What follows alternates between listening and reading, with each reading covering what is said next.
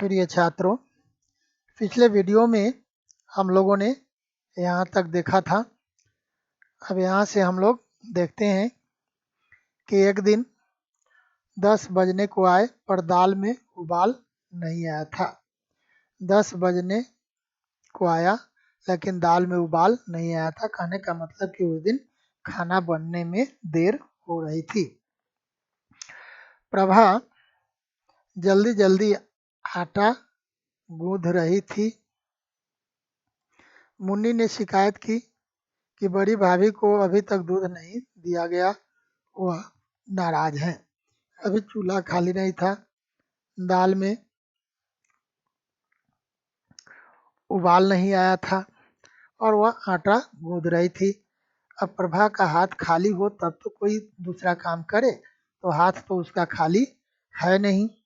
तो मुन्नी ने कहा कि भाभी को अभी दूध नहीं दिया गया है, इसलिए भाभी नाराज हैं। प्रभा ने मुन्नी से कहा कि दूध चूल्हे के पीछे रखा है, वह जाकर भाभी को दे आए।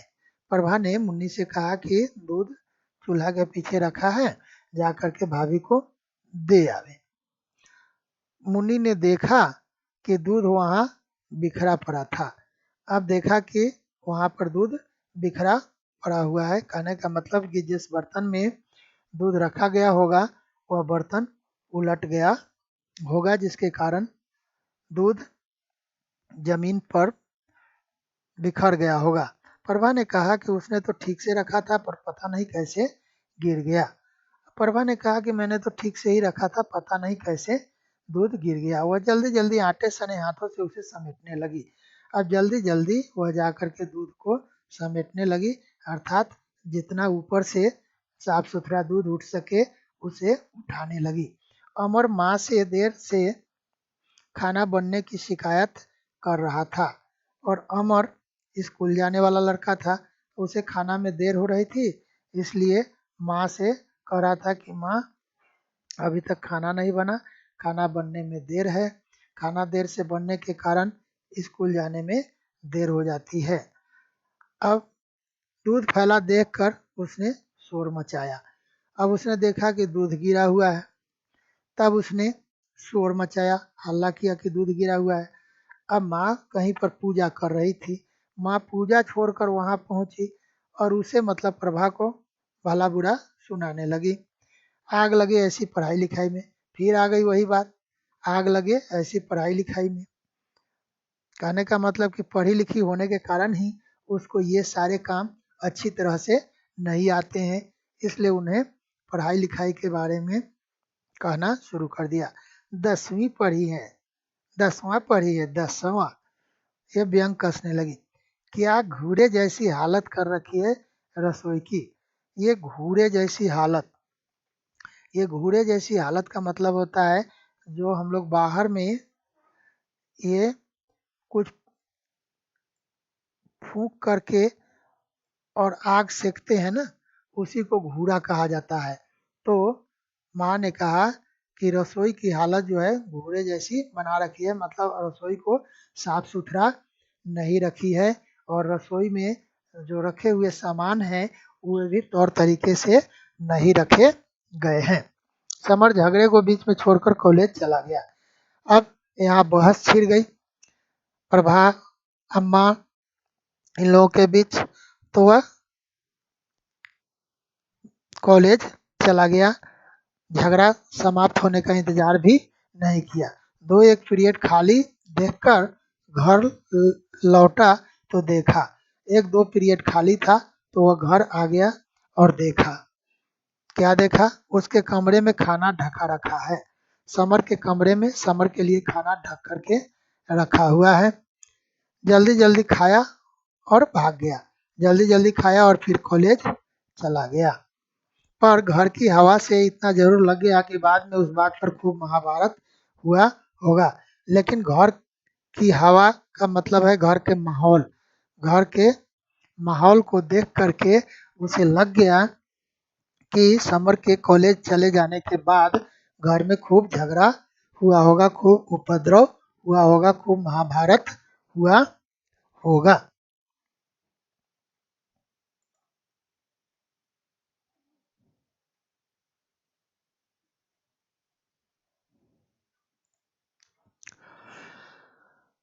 फरवरी शुरू हो गई। सर्दी बहुत पड़ रही थी। मार्च में परीक्षा थी, अतः फरवरी में तैयारी के लिए अवकाश हो गया था। फरवरी का महीना शुरू हो गया था और सर्दी बहुत पड़ रही थी। समर की परीक्षा मार्च में थी, इसलिए फरवरी में परीक्षा की तैयारी के लिए छुट्टी हो गई थी। समर पढ़ना चाहता था, पर घर पर तो नहीं पढ़ सकता था, क्योंकि कभी कोई हंगामा होता रहता तो कभी कोई काम निकल आता, तो समर घर पर नहीं पढ़ पाता, क्योंकि कभी घर पर कोई हंगामा हो जाता या कभी कोई काम निकल आता जो समर को करने के लिए कहा जाता, जिसके कारण समर की पढ़ाई घर पर नहीं हो पाती। प्रभा का चेहरा सदैव ही अपरिवर्तनीय और भाव शून्य दिखाई देता। प्रभा का चेहरा हमेशा अपरिवर्तनीय मतलब एक जैसा। अपरिवर्तनीय का मतलब होता है कि ऑलवेज सेम, एक जैसा, हमेशा एक जैसा, जिसमें कोई चेंजिंग ही नहीं। और भाव शून्य, भाव शून्य का मतलब हुआ कि उसके चेहरे पर कोई एक्सप्रेशन ही नहीं होता, जैसे वह पत्थर की बनी हो, जैसे वह पत्थर की बनी हो ऐसा। न तो उसके चेहरे पर कोई खुशी का माहौल होने पर चेहरे पर प्रसन्नता या दुख का माहौल होने पर चेहरे पर दुख का भाव, ऐसा कुछ नहीं। हमेशा एक जैसा भाव, एक जैसा ही फेशियल एक्सप्रेशन उसका बना रहता। समर दिवाकर के घर जाकर पढ़ता था। वे दोनों कभी कभी किसी प्रोफेसर के पास पूछने भी चले जाते थे। समर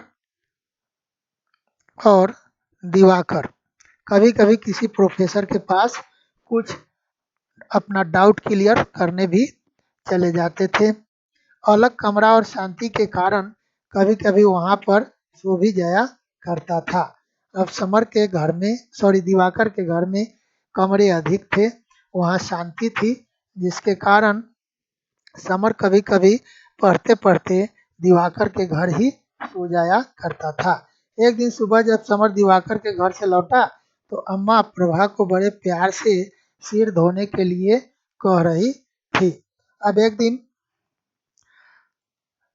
समर दिवाकर के घर से सुबह लौटा, क्योंकि रात में वहीं पढ़कर वहीं सो जाता था, तो देखा क्या कि अम्मा बड़े प्यार से प्रभा से कह रही थी कि तुम अपना सिर क्यों नहीं धोती, अपने सिर में शैम्पू क्यों नहीं करती, तेल क्यों नहीं डालती, कभी कंघी क्यों नहीं कर लेती, ये बिखरे बिखरे बाल, उलझे उलझे बाल अच्छे नहीं लगते हैं। अम्मा के स्वर में न गुस्सा था और न ताना। अम्मा गुस्सा भी नहीं थी और ताना भी, व्यंग भी नहीं कस रही थी। अतः उसने कहा, तो प्रभा ने कहा, अम्मा जी अब तुम ही बताओ किस वक्त धोऊं। अब प्रभा ने कहा कि अम्मा जी आप ही बताइए कि मैं कब धोऊं, काम से तो मुझे फुर्सत ही नहीं मिलती है। अब यह सुनकर माँ जी को गुस्सा आ गया। जब प्रभा ने कहा कि माँ जी आप ही बताइए कि मैं अपना बाल कब धोऊं, काम से फुर्सत तो मिलती नहीं, दिन भर तो काम में ही रहती हूँ, जब समय मिले तब तो मैं ये सब करूं। माँ जी को गुस्सा आ गया। उन्हें लगा कि वह काम का ताना दे रही है। अब माँ जी को लगा कि यह काम करती है, इसलिए काम के लिए ताने दे रही है।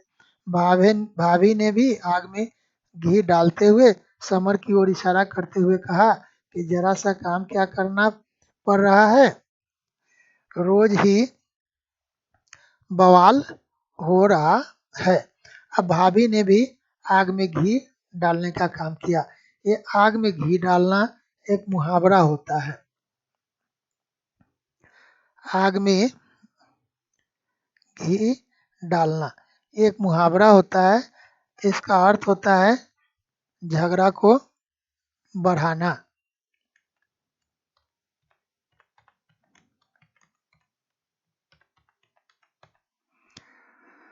तो भाभी ने झगड़ा को बढ़ा दिया और बढ़ाते हुए समर की तरफ इशारा करके कहा कि जरा सा काम क्या करना पड़ रहा है, घर में रोज बवाल हो रहा है। अम्मा चिल्लाती रही कि अपनी फटी धोती भी सिलती नहीं और न ही उसे साफ करती है। अम्मा चिल्लाती रही क्योंकि प्रभा की धोती, प्रभा की साड़ी जगह जगह फटी हुई थी और गंदी थी। तो अम्मा चिल्ला रही थी कि वह अपनी साड़ी को सिलती भी नहीं है और उसे धोती भी नहीं है, साफ भी नहीं करती है। और कुल मिलाकर के यहाँ हम लोग देखते हैं कि काम से ही प्रभा को फुर्सत नहीं मिलती है, जिसके कारण वह परेशान रहती है और वह अपने शरीर और कपड़े पर भी ध्यान नहीं दे पाती है।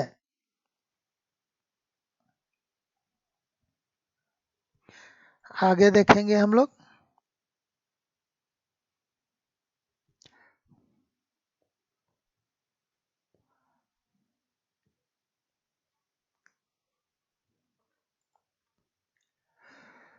कौन मेहनत करे?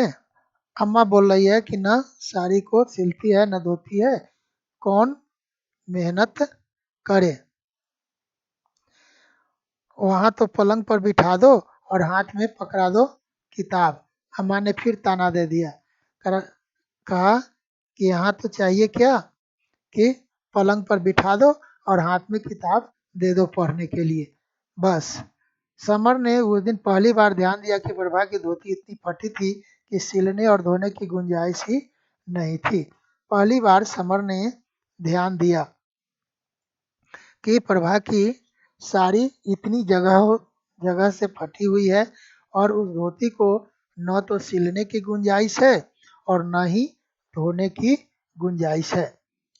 दोपहर को सिर धोया गया पर धूप में छत पर। अब प्रभा ने क्या किया, दोपहर में अपना सिर धोया, लेकिन ठंडा का महीना था, नीचे ठंडा था, इसलिए वह छत पर धूप में चली गई और वहां उसने अपना सिर धो लिया। अब यह बाबूजी को मालूम हो गया कि नई बहू छत पर जाकर धूप में सिर धोई, जिसके कारण बाबूजी बहुत गुस्सा हो रहे थे और बोल रहे थे, चारों ओर से लोग देखते हैं। और छत पर सिर धोने चली गई। मुन्नी ने प्रभा का पक्ष लिया और कहा, ऊपर छत पर धूप थी, अगर चली ही गई तो क्या ऐसी आफत आ गई? मुन्नी ने कहा, चली गई तो क्या आफत आ गई, ऊपर धूप थी। तब जाकर के पिताजी थोड़ा नरम हुए, क्योंकि प्रभा मुन्नी ने समझाया कि नीचे इतनी ठंडक है, इतनी देर से सिर धोना है, अब इस ठंडक में वह बैठ करके सिर धोती और औरतों को सिर धोने में समय लगता है तो वह बीमार पड़ जाती, इसलिए छत पर धूप में जाकर सिर धो ली तो कौन सा आफत आ गया। तब जाकर बाबूजी थोड़ा नरम हुए, नहीं तो वे बहुत गुस्सा थे। अम्मा बहुत बोलने लगी थी पर समर का शरीर इस तरह सुन्न, अम्मा भी बहुत बोल रही थी क्योंकि वह छत पर जाकर के अपना सिर धोई थी। लेकिन समर पर कोई फर्क नहीं पड़ रहा था, उसका शरीर एकदम सुन्न जैसा रहता था, जैसे अफीम का इंजेक्शन लगा दिया गया हो, जैसे उसके शरीर में अफीम का इंजेक्शन लगा दिया गया हो। वह किसी भी बात पर अपनी प्रतिक्रिया नहीं दिखाता, किसी भी बात पर समर कोई रिएक्शन नहीं देता था। तो फिलहाल हम लोग देखते हैं कि इस प्रकार से यह पाठ समाप्त होता है और फिर हम लोग इससे आगे का पाठ अगले वीडियो में देखेंगे। तो इस प्रकार से हर दिन हम लोग देखते हैं कि समर के परिवार में कोई न कोई उपद्रव खड़ा होता ही रहता है, छोटी छोटी बातों को लेकर के। इसका कारण सबसे पहले तो आर्थिक तंगी और दूसरा कारण कि ये लोग परिवार की परंपरा को, दकियानूसी विचारधारा को छोड़ने के लिए तैयार नहीं है, जिसके कारण ये सब उपद्रव हर दिन निकल कर के आ जाते हैं। और एक बात और भी है कि इस घर में सबके सब पढ़े लिखे भी उतने नहीं हैं, जिसके कारण इन पुरानी बातों को लेकर के, पुराने तौर तरीका को लेकर के ये सब अभी तक ढो रहे हैं। और उसके अनुसार चलने के कारण कोई पढ़ा लिखा आदमी, पढ़ी लिखी महिला उस घर में आ जाती है तो उसे परेशानी होती है। तो यह प्रायः होता है कि पढ़े लिखे लोगों के साथ अनपढ़ लोगों का विचार नहीं मिलता और अनपढ़ लोगों के साथ पढ़े लिखे लोगों का विचार नहीं मिलता, तो जिसके कारण परिवार में काफ़ी परेशानी होती है और हमेशा कुछ न कुछ नया उपद्रव होता रहता है। फिलहाल हम लोग इस वीडियो में इतना ही रखते हैं, फिर अगला पार्ट हम लोग अगले वीडियो में देखेंगे। फिलहाल इतना ही, धन्यवाद।